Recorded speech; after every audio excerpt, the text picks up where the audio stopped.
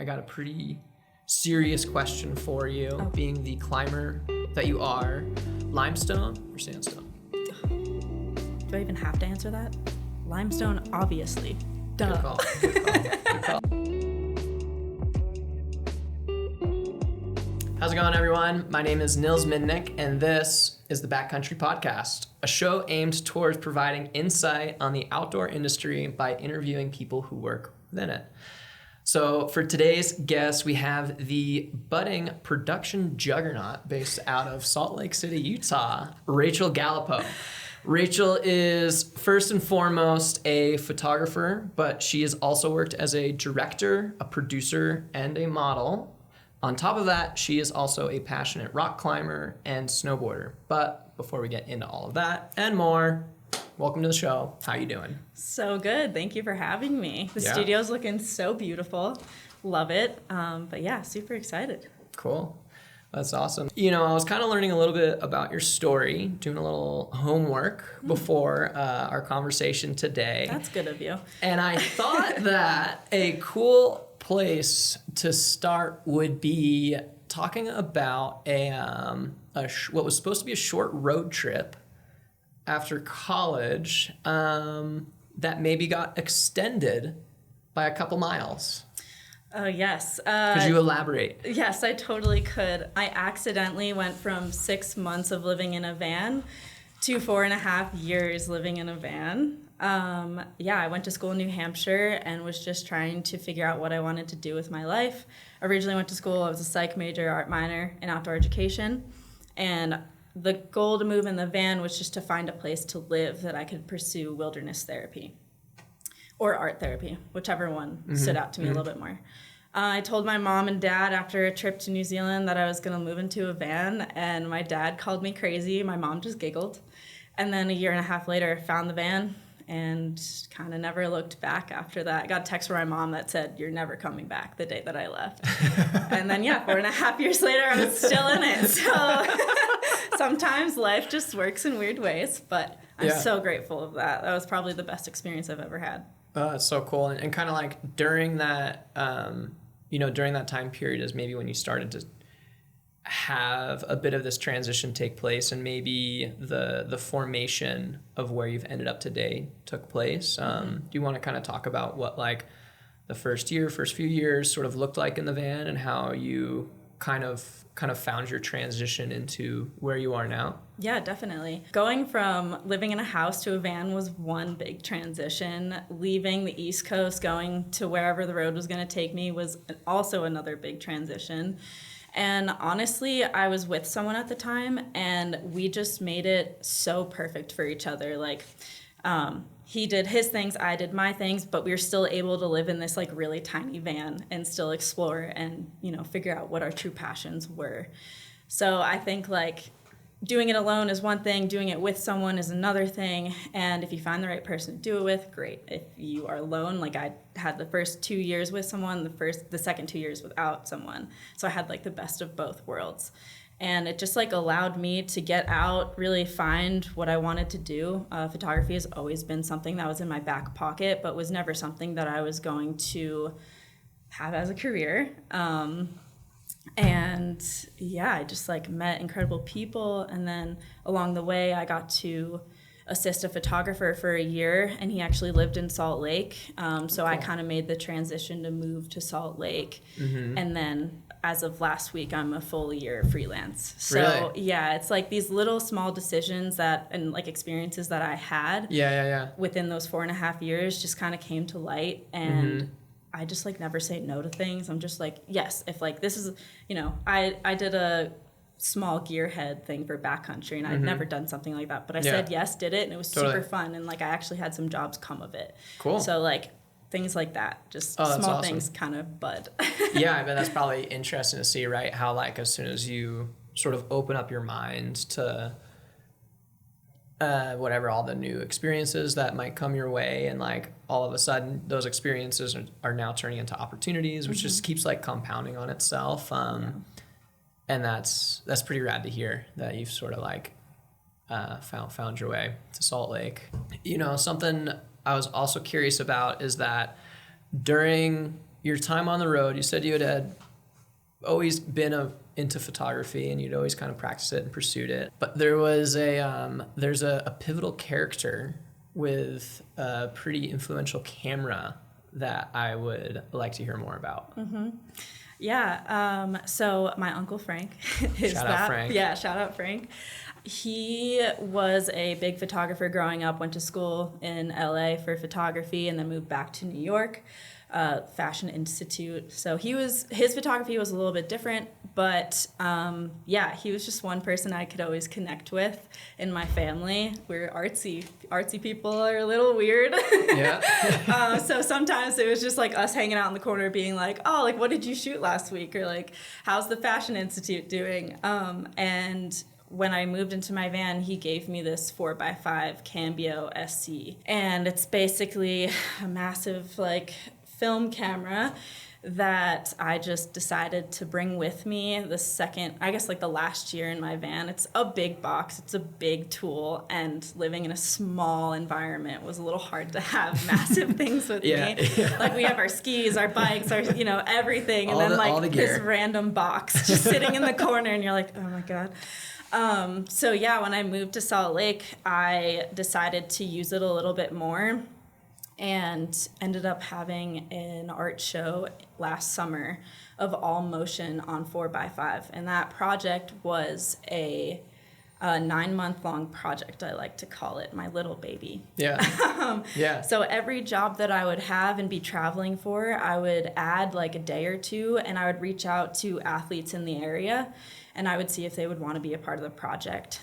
So I was shooting in Virgin for a week, in Virgin, Utah, and I reached out to DJ Brant and Sam Shimona, and they're both professional mountain bikers down in Virgin. Cool. And I just like reached out to them, and they're like, of course we want to do that. So after my week of working, I just stayed, got an Airbnb for myself, and then we just shot, and I just slowly started to do that with every project. And then by July of last summer, I had a really successful art show. Oh, that's so cool. Yeah. And like maybe to backpedal just a little bit, because the camera that you're describing is maybe a little bit more elaborate than what someone might think of when they think of a film camera. Can you kind of lay out what you're just talking about a bit more for the layman? Yeah, totally. So I'll start with like how we set up a shot, because it's actually pretty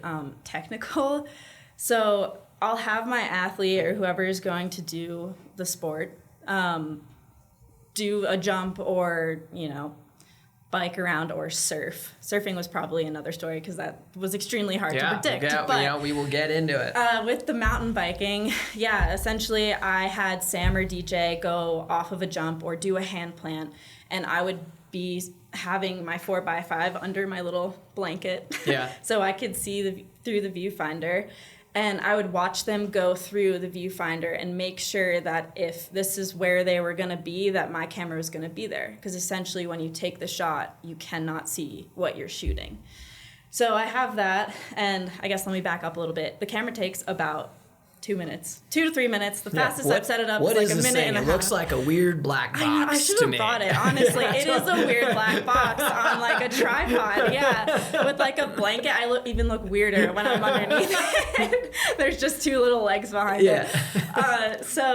It's basically this box that goes on a tripod, and there's a back, like the back element is just the viewfinder. It's a really massive piece of glass, and then the front element is obviously the lens. And then you have this like accordion-looking object. Okay. Yeah. Mm-hmm. And the way you focus and like move back and forth is just by all these like fancy knobs. Okay. It like looks really cool, but really it's quite simple. Okay. So then once you set up the shot, like I was talking about, you have to obviously have your film.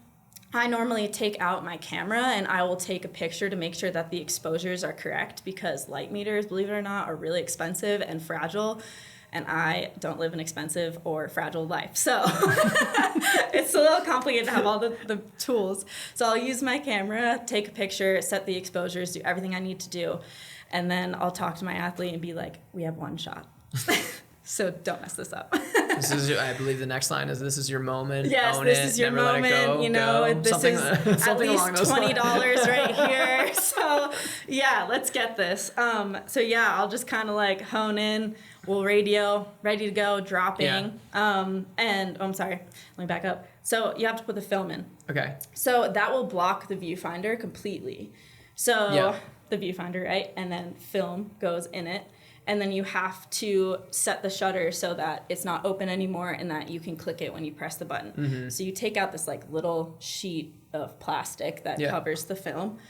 And then that's, you know, when you get ready to click the button. Yeah, totally. So tell my athlete to go. And I kind of just like, I'll have to stand and do this. So like say the box is this right here. Yeah. I like have to sit like right next to it and like look over and then click it.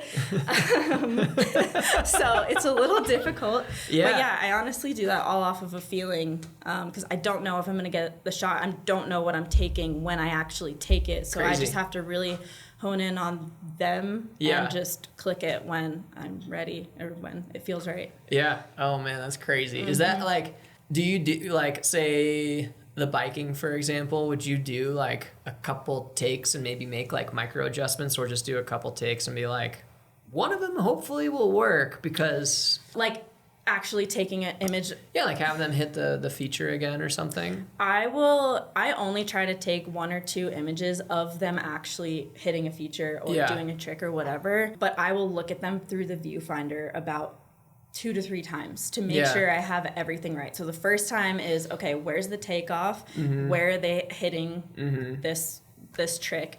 And then like the next is, okay, do I like the layout? Like, do I like the angle of this? Do I want some foreground? You know, artsy stuff. So yeah. And then, I mean, if it feels right and I feel like, okay, this is it, we have one chance, then yeah. Crazy. Yeah. Oh man, that's so cool. I did base jumping and surfing, and those I definitely took 2 shots. Yeah. Just because that was really unpredictable. Surfing, I don't even know how those turned out. Honestly, I was like, I think the guy's in front of my camera, but I have no idea because waves move. It's honestly hit or miss. And I only had, believe it or not, climbing was the hardest, or the one that didn't work out, I should say. Oh, really? Yeah, which seems like it would be the easiest, but I just messed up the focus and it just didn't work out. Okay. Yeah. I mean, I was curious. I was going to ask, like, it seemed like maybe biking was the more like efficient one to try, and then, you know, what like was climbing turned out to be the hardest, or was like surfing the hardest, or like? So, I mean, surfing was definitely the hardest, but climbing, I was just like, honestly, I hadn't been to Oregon in a year. I'd moved, you know, I was seeing all my friends, and like this was my really good friend climbing, and I just got too excited. I think I was like, yeah, it's in focus, click, easy, done, because I've done this a million times now. I rule, this is easy. Yeah, okay, and then I look at it, I'm like, wow, I really messed that up. Oh, damn it. But that's okay. I mean, film, it's imperfect, you know?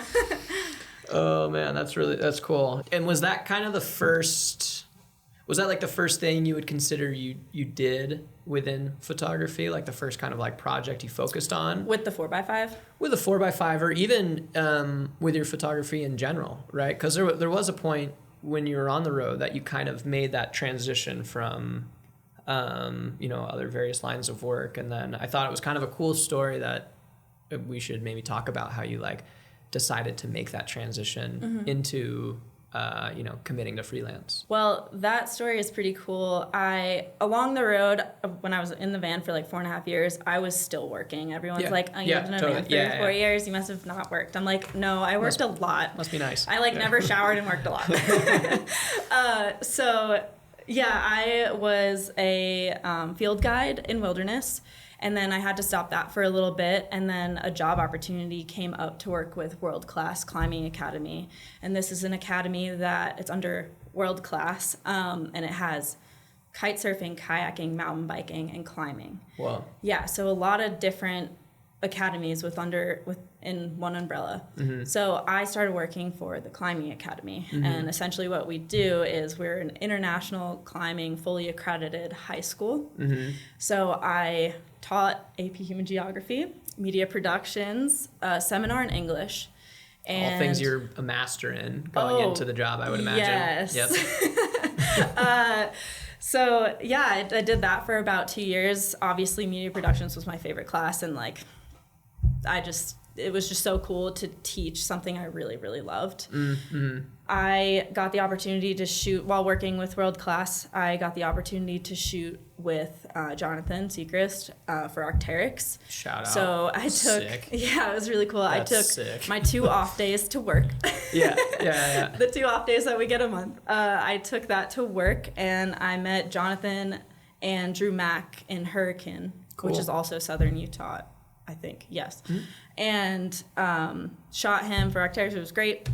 And I come back to the school after those 2 days, and one of my students in my media production class was like, "Can we see him?" And I was like, "No, like they suck." No, it was just like I just got to do this really cool opportunity with someone they look up to, and I didn't want to like rub it in their faces, I guess. So I was like, "He's coming next week. I'll show the pictures like next week when he comes." And Bella is the student that asked. She was like, I'm getting everyone, and we're sitting in the living room, and you're showing us these pictures. And I was like, all right. So I like, Bella's gonna be a CEO. Yeah, honestly.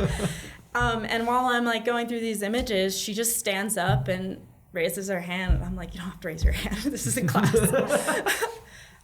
She full on, like, really raw, so authentic. She's 17, has no idea what freelance is, right? And she just looks me dead in the eye and she goes, "I don't understand why you don't do this full time. Like, why aren't you taking pictures full time?" And I was like, whoa, okay. That's powerful. That was like really groundbreaking. I was like, a 17-year-old who doesn't know anything about this world is just being real with me. She's like, "You don't see this, so I'm gonna point it out."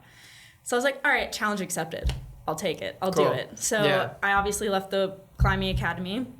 Then, got to work with a photographer for a year, and then kind of sent me on my way. Yeah.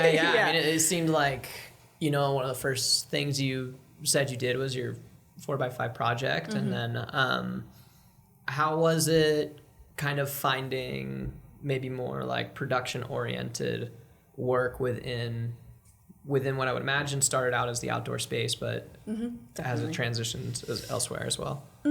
I mean, I'm starting to shoot a little bit in the studio. I definitely just bought lights and like have been renting out spaces, but it's just different from the outdoors. I love the outdoors so much. I like every job I ever have is something within the outdoors. So I just kind of like to keep it that way. And then also if I can shoot and it could be in Utah and I get to climb a little bit and like be with good people and outside, then like that's perfect. How was it finding more production oriented work as a freelancer?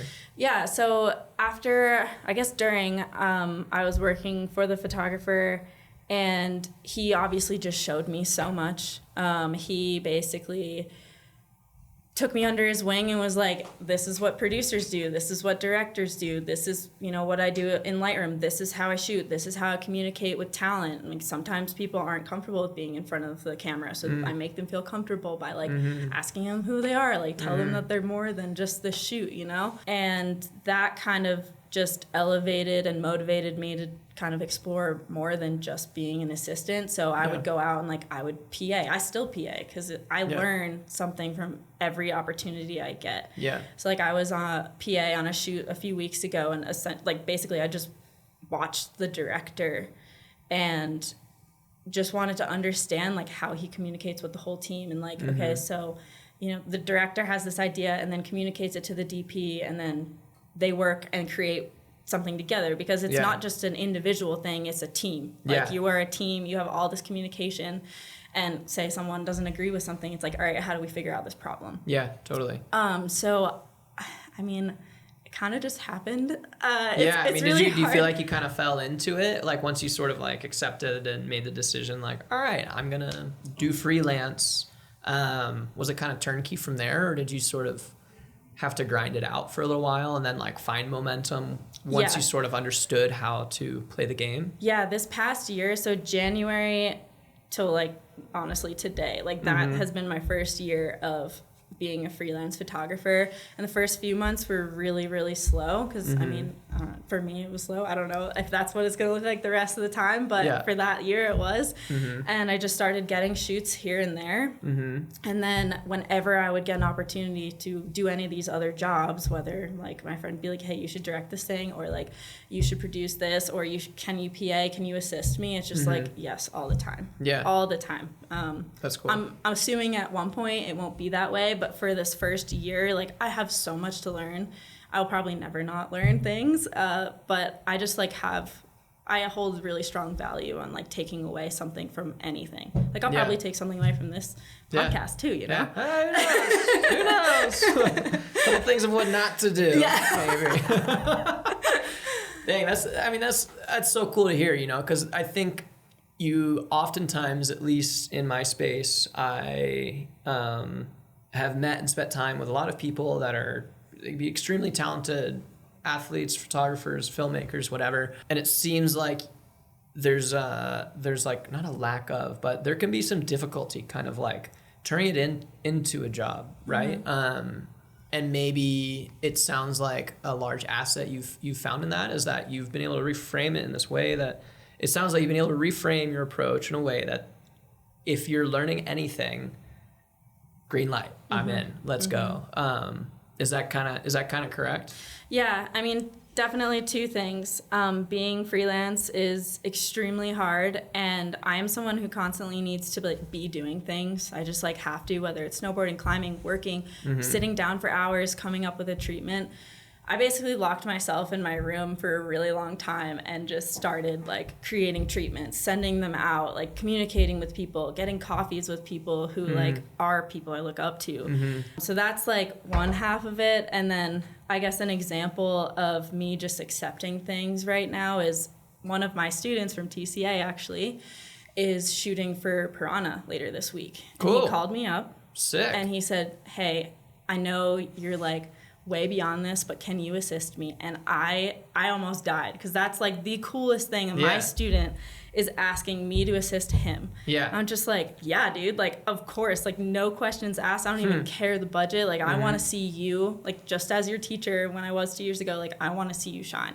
I want to see you learn and grow and like really succeed in anything you can because he does video and stills, but like that's hard. That's hard for one day. Oh, for sure. One shoot for him to be both roles. Yeah. It's like, okay, I'm going to step in wherever I can. Yeah. So I guess like also taking ego out of the way that you do things and want to succeed. Your process, right? Yeah, because I mean, I just have seen people crash and burn, unfortunately, because of their ego, and it's like something that I don't want to show people that is right.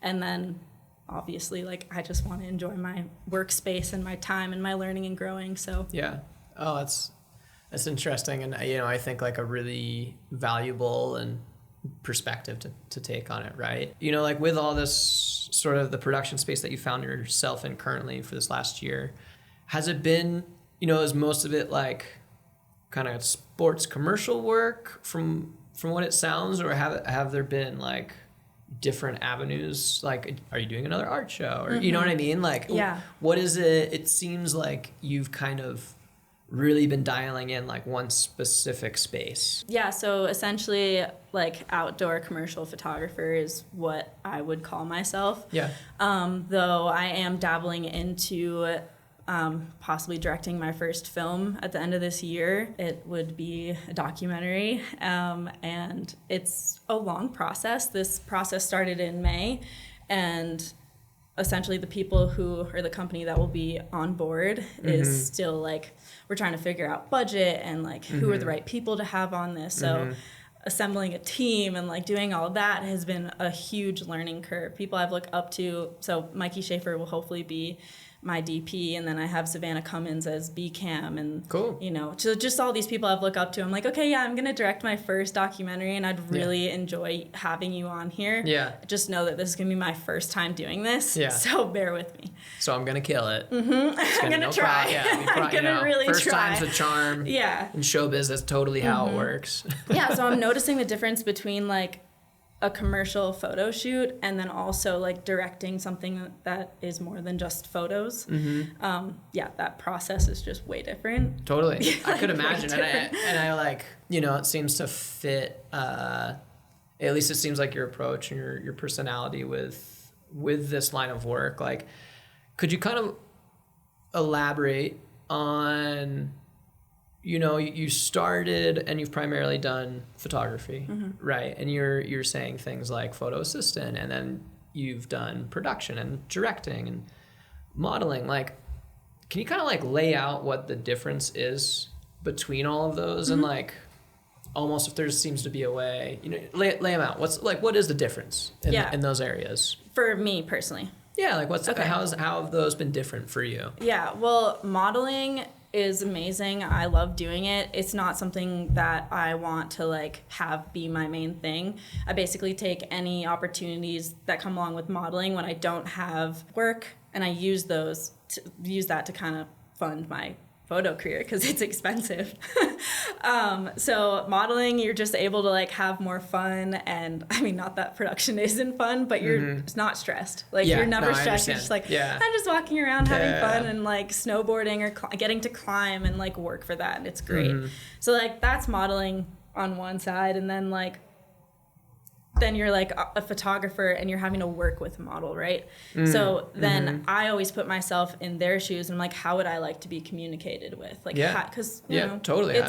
You've never met someone. You're really, I wouldn't say you're invading their space, but you're putting a camera in their face and you're telling them to do things, and you're like, oh hey, we just met this morning, and I'm gonna go tell you to climb some really hard route and like take pictures of you. You okay with that? Okay, should great. be a problem, right? Yeah, no problems.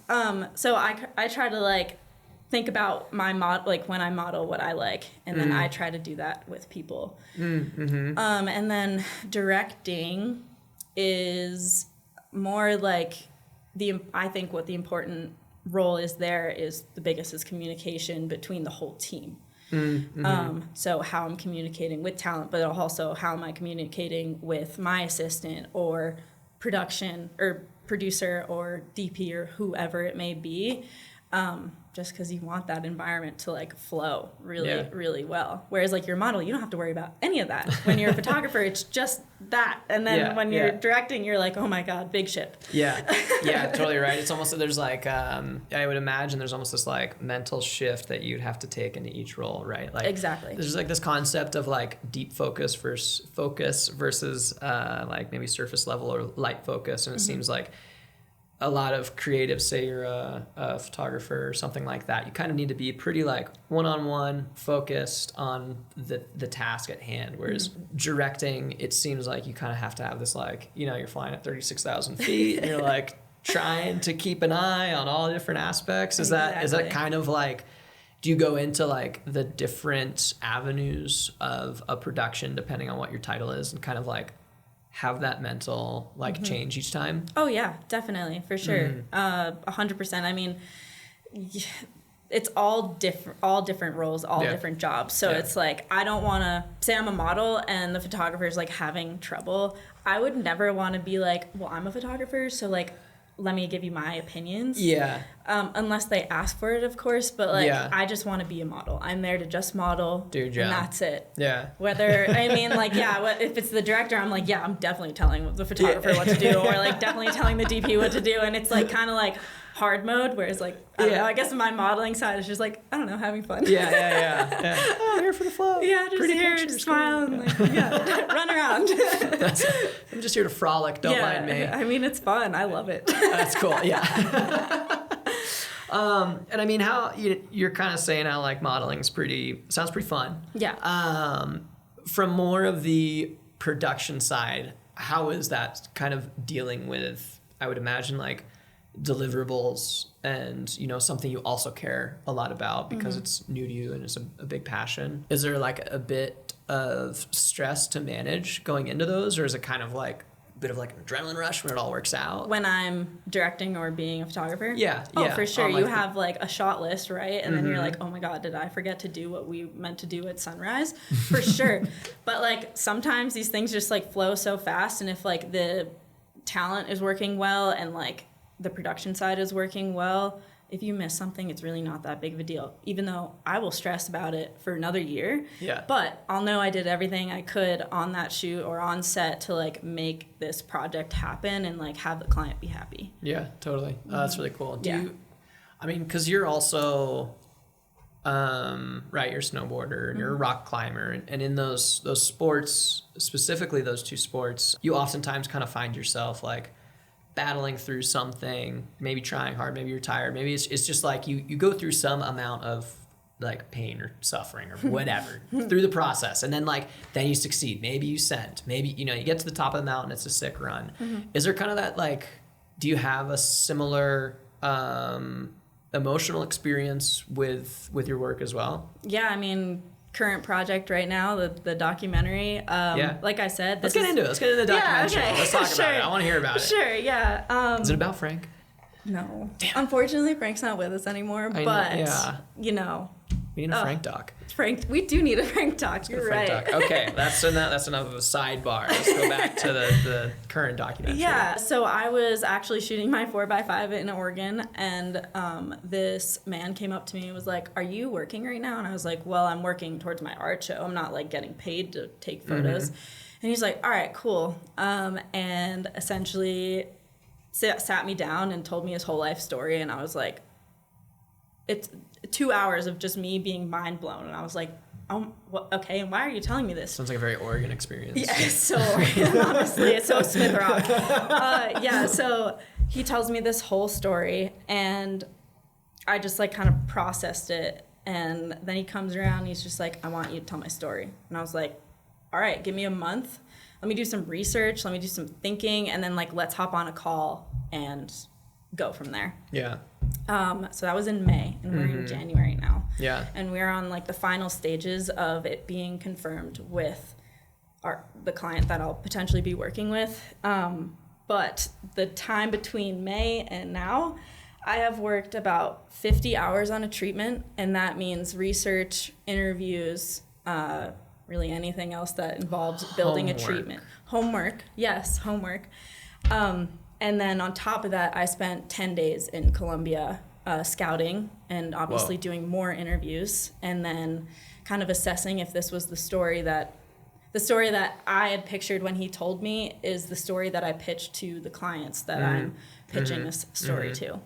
So are we able to get a bit of a sneak peek? Or you got like an NDA? Are we allowed to know some aspects of this story? Yeah, I mean, for sure. So no NDA. Just saying that. I was right like, now. I don't know. You mentioned Colombia and Smith Rock, and I'm like, well, maybe we're not allowed to talk about it. I don't know. No, we totally are. Basically, someone who has now become my really good friend moved his whole life into the bottom of the second largest canyon in the world. And he one day stumbled upon this cliff, and he wrapped down, and he was like looking at this wall, and he's like, wow, this is amazing. There's definitely climbing here. And he jogs back up, and this man is just standing over it, and he's like, oh no, I'm about to get arrested for trespassing or something. And he comes up and he's like, what are you doing on my property? And the guy's like, oh, I was just looking at the rock, like really good rock down there. I'm like, good rock, man. There's a rock. trilobite at the bottom. Yeah. I just had to check it out. Great rock. And the guy just goes, do you want to buy this property? And he's like, what? Yeah, of course. Like, yes, 100%. 10 acres. I want it. Is this in Colombia? This is in Colombia. Okay. Mm-hmm. Yeah, the last 2.5 years, he built his house, his climbing zone, from the ground up via a 250-meter wall. So he brought tools, wood, all of the rigging, ropes, whatever, and everything via this 250-meter wall, and has dedicated his life to climbing and opening it up for people in Colombia, because there's not many climbing places in Colombia. I think there's like maybe 2 or 3 zones. Mm-hmm. And though the access is a little bit different, it's an adventure. And, slightly different. Yeah, instead of just like slamming your car door and walking down to, a little bit, you get to wrap into this massive, beautiful canyon in Colombia. Crazy. Mm-hmm. Yeah, and there's like a lot of different layers to it. there's like three parts. There's three cores to the part of the story is the environmental aspect, the stewardship that he has with his land, and then the relationship that him and our athlete are going to develop while being down in Colombia.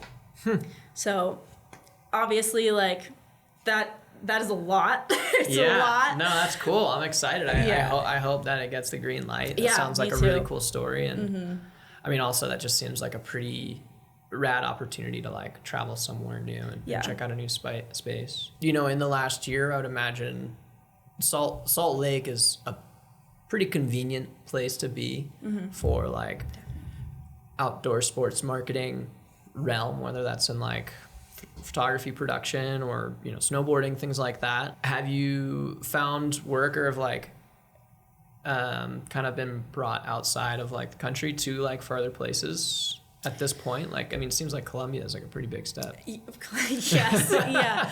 I would say, honestly, no. I have never personally traveled internationally for my photo career, like at all. Yeah.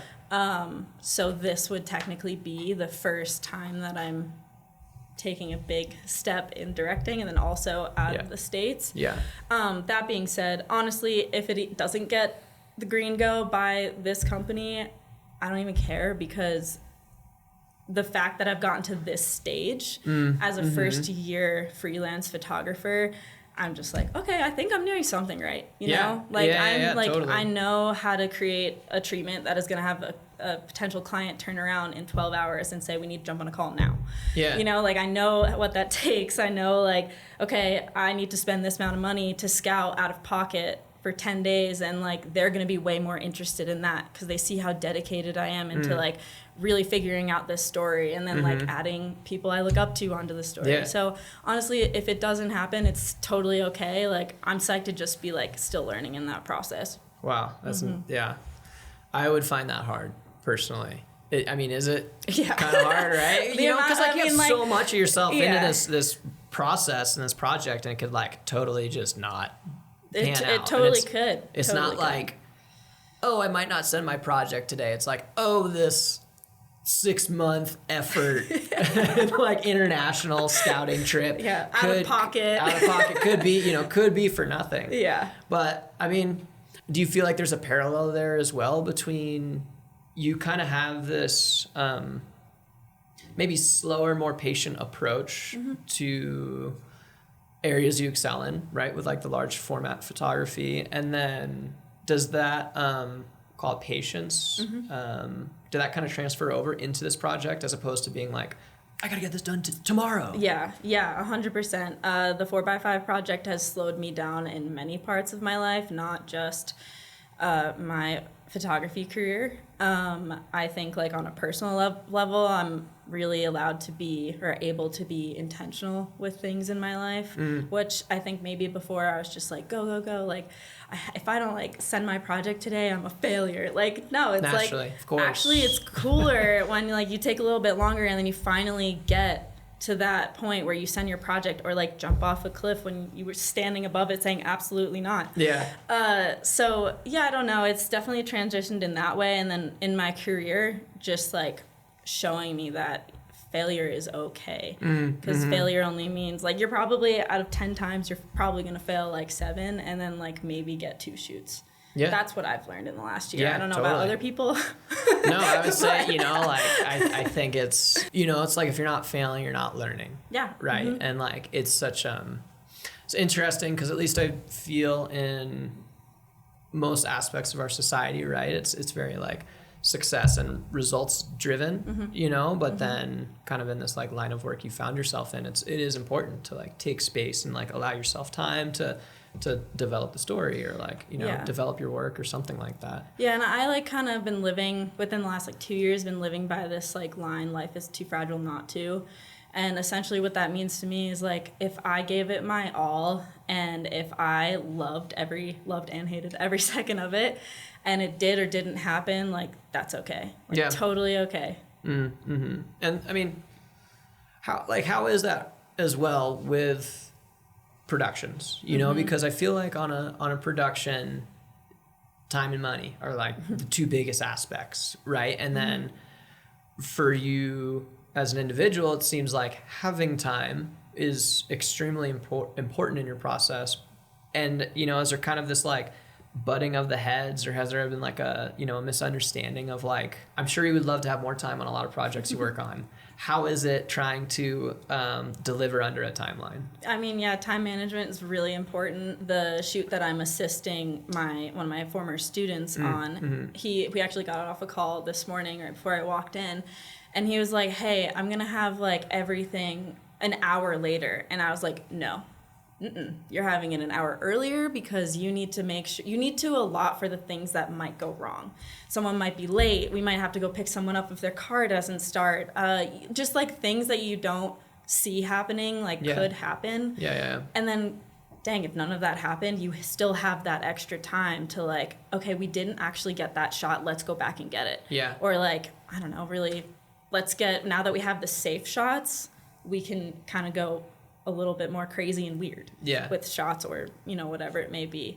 Like, does it kind of drive you crazy in some aspects that we live in such a fast-paced world, you know, that like, and it's almost like that's the expectation as well, you know, it's like, oh, success is obviously correlated to stress and speed, you know, but like in especially your line of work, that doesn't seem to be the case, right? Like, yeah, it's good to have, like an understanding of like time management, like you were talking about, but do you do you sort of struggle with that, maybe the dichotomy of the two, right, of, let's just say, large format photography versus I'm going to pull out my phone on Instagram and take a photo. And just take a quick photo.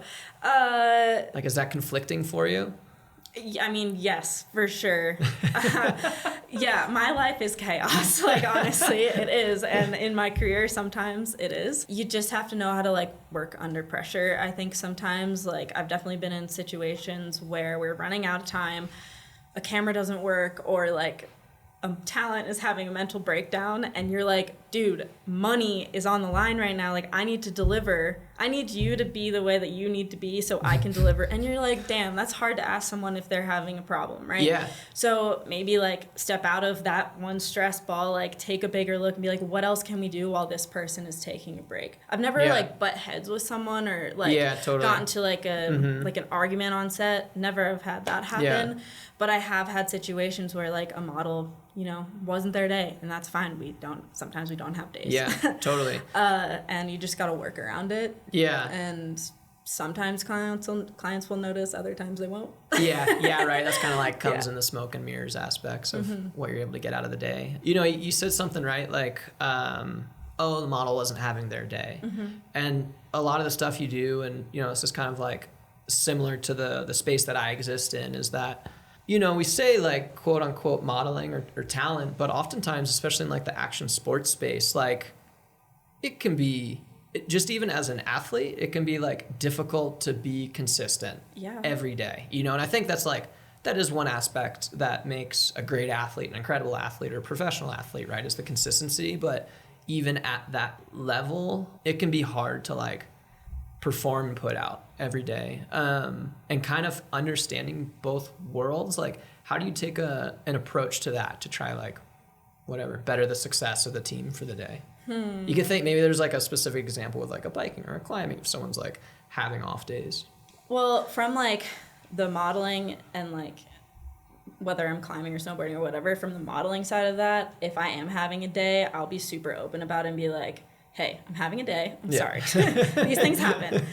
When I'm like a photographer and my model is having a day, I don't know. I've been told that like my personality, I can just put the camera down and talk to someone and just like, hey, what's going through your mind right now? Like literally like escape our reality that we're in right now and like have a conversation and like bring them back down and be like, you're here. Yeah. We're on this job together. So like, you know, after our conversation and like chatting. Yeah. I don't know. That's just what people have told me, like on set. Yeah, like some hot cocoa. Like, we're not even on a shoot right now. We're just hanging out as friends. Like, what's going on? That's cool. I mean, like, that's probably, is that but like then that comes into your time management, which is also pretty tricky. Totally, right? Like, you can't talk all day.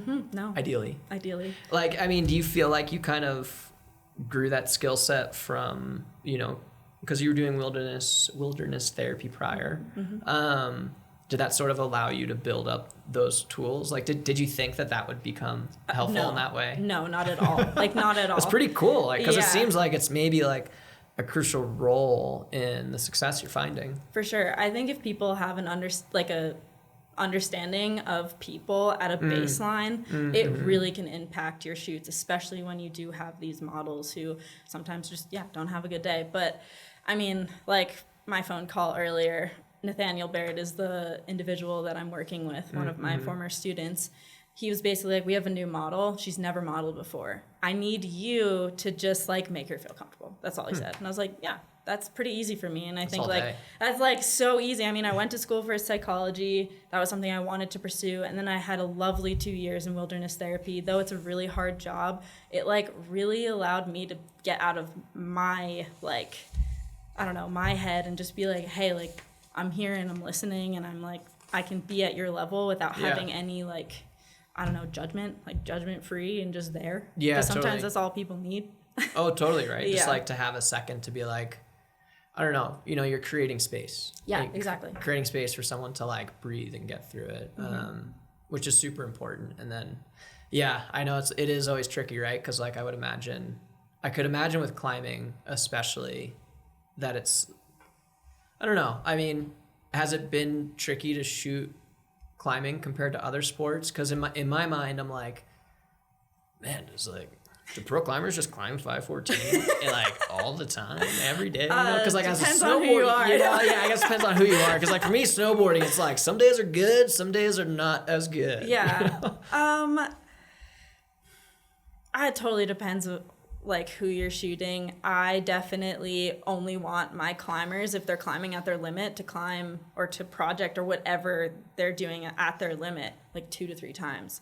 And essentially when you're thinking of rock climbing, you're not always you're basically having them climb, but like you can ask them to stop and take a break. Like I don't like shooting like that, but if it's something I see that the climber needs, I will take the opportunity to be like, hey, tell your player to let's take a second and then like continue. Yeah, have you kind of had that with like, or have you had to do that? I've had that once. I really try not to do that. Bench them? Yeah, and no, not bench them. Just not like, bench them, like if they need a minute, like give them a minute. Can see your tendons in your fingers. Like, chill. Like it's okay. We can take a breather. But yeah, like I said, I really try not to have it be like posy. I really I want them to be in their element. I want to see that. That's what I'm trying to capture. I'm not trying to be like, can you make it look like really dynamic and big? No, that's not what I want. I would imagine that comes to you intuitively as well, because I've worked with a number of media folks over the years, and sometimes you get someone that just doesn't understand the sport necessarily, and they'll be trying to direct almost, and it's like, no, I'm sorry, that's just not like, I'm just gonna do my thing and your job is to like chameleon into this experience, right? Like, is that true for you? I mean, as like if I'm climbing on the modeling side, I'm like, I will not be doing that move because that doesn't exist. Or like, I will not make it look like a 513 when it's a 510. Like, no, absolutely not. And then as a photographer, I know the sport, so like you're saying, like I just know, so it doesn't look exaggerated or anything. With snowboarding, I'm assuming like, I mean, do you ever experience something like that where you get someone asked, that doesn't know? Someone that doesn't know. I've only had it happen a handful of times, and like still a lot. It's been a long road. So more so when I was younger, and then I think I'm able to be more selective with the people I'm working with these days. That like everyone kind of just knows what's going on, and it's like clockwork, and it is so cool. Like I could imagine in the like production space that you're always like how is it kind of like changing crews all of the time? Because in snowboarding, I'll stick with the same. Like this season, I'm with 3 guys that I've known for almost 20 years, and it's like cool. The first year that all of us have been on the same program that we can go out with each other a bunch, and it is like insanely efficient. Pros and cons to both. Like, I love walking onto set, not knowing a single soul, and then knowing every single one that evening. Yeah. Like I love that. Yeah. And like just learning different, like, I don't know, working styles. Yeah. But then like I'll work with a company that I've worked with a few times and I'm like, great, I know that this person is going to have my back and like know exactly what I need at that exact moment. So it's give or take. I like both. I enjoy both, but I'm also a very social person. So like put me in a room with 50 people I don't know. Oh God, love it. Yeah. You know, like what a rush. Yeah, it's amazing.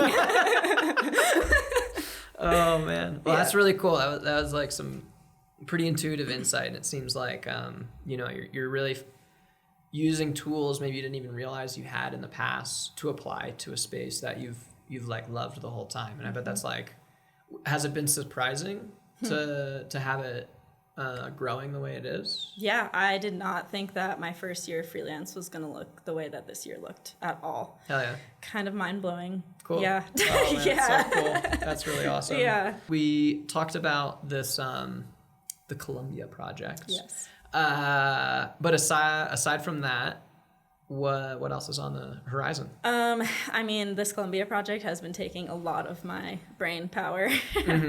But other than that, this year I do want to get out climbing and snowboarding more, because last year I just feel this balance. Like 100% totally. This balance where... You should elaborate on that. Yeah, it's really hard to like go on a shoot for climbing and like not climb the whole time. It actually breaks my heart.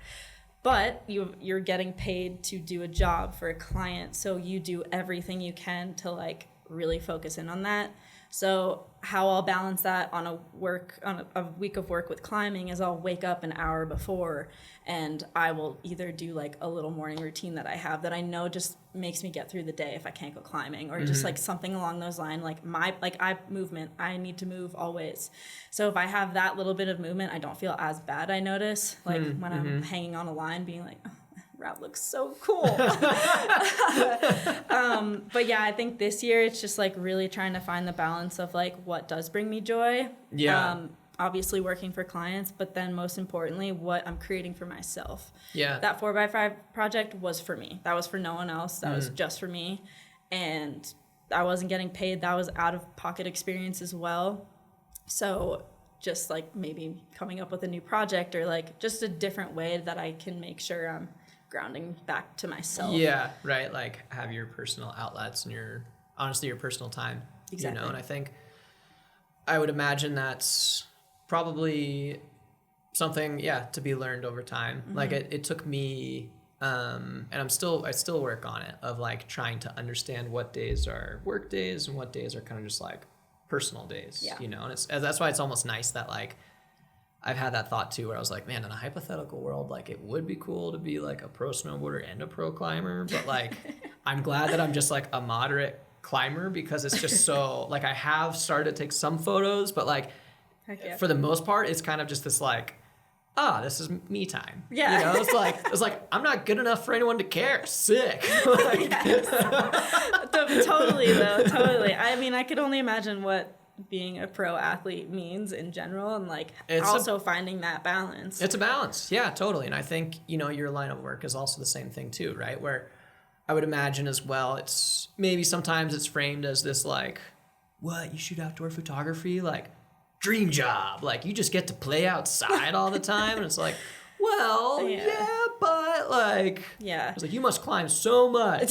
No. And honestly, like I put a lot of effort into trying to like show people the other side of what, like the top tier side, where like, it's awesome. You get to go climbing all the time, like on these really cool trips and like work with these really cool people. But then also like, I take it back and like, especially on like my social media platform, I will write about how I didn't get a job, or how like today was tough because I worked really hard on something and it didn't happen, or like maybe client wasn't happy, or people don't see that side or even want to think that exists for some reason, when literally that is like, it's 50-50 sometimes.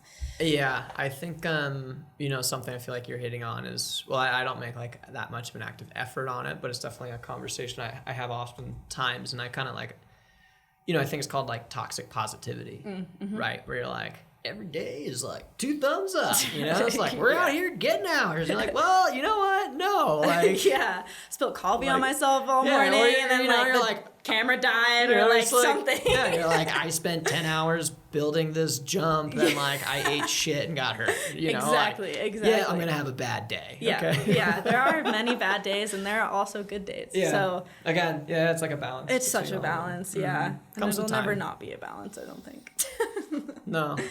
Yeah. Comes with time. Yeah. Okay. So kind of before we start to wrap this thing up, I kind of want to have a brief segue. I got a pretty serious question for you. Okay. Being the climber that you are, limestone or sandstone? Do I even have to answer that? Limestone, obviously. Duh. Good call. Good call. I thought you were going to ask me gates in or gates out, and I was just going to walk out, honestly. Limestone. That is, for everyone listening and watching, that is the correct answer. Yes. Good job. I have no prize for you aside from street cred. So awesome. Great work. Great. That's good enough. Awesome. Well, thank you so much. Like, we're all excited to see kind of what's next for you. It's exciting to see this this new like process that you're pursuing. And like, do you have any thank yous you'd like to toss out? Oh yeah, I mean, this definitely didn't just happen on my own doing. It's definitely like past people who have mentored me, who've really like opened up this road for me to just frolic on. Honestly, it's more like than one or two. I would imagine. Way more than one or two. I'm just extremely thankful. And then obviously my students. My students definitely have like always been like, you're crushing it, Rachel, go be a freelancer. I'm like, how do you see this? And I don't, but I'm doing it, so thank you. But yeah, and then my family. I was probably one of the most difficult children like growing up out of my brother and I. So yeah, thanks. Well, that's great. Well, thank you. This was great. Really appreciated it. And thank you to everyone that tuned in. Hope that you all enjoyed the show. And if you want to stay updated, make sure to like, comment, and subscribe for more episodes. And in the meantime, from the crew at Backcountry, see you out there. See ya. Thank you.